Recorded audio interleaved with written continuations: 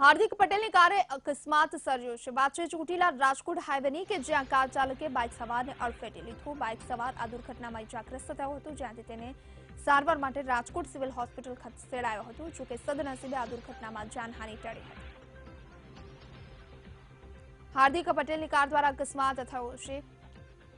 Limbdi Chotila highway પર જે અકસ્માતની ઘટના ઘટી છે। હાર્દિક પટેલની કારે એક બાઇક સવારને અડફેટે લીધો હતો। બાઇક સવાર ઇજાગ્રસ્ત થતા તેને રાજકોટ સિવિલ હોસ્પિટલમાં સારવાર માટે ખસેડવામાં આવ્યો હતો। જો કે સદનસીબે આ અકસ્માતમાં કોઈ જાનહાનિ નથી થઈ, પરંતુ જે રીતે અકસ્માતની ઘટના સામે આવી છે, આ હાર્દિક પટેલની કાર હતી। હાર્દિક પટેલની કારથી અકસ્માત સર્જાયો છે। બાઇક ચાલકને કાર ચાલકે અડફેટે લીધું। ચોટીલા રાજકોટ હાઈવે પર અકસ્માત સર્જાયો છે, ત્યારે ઇજાગ્રસ્ત બાઇક સવાર યુવકને સારવાર માટે હોસ્પિટલમાં ખસેડવામાં આવ્યો।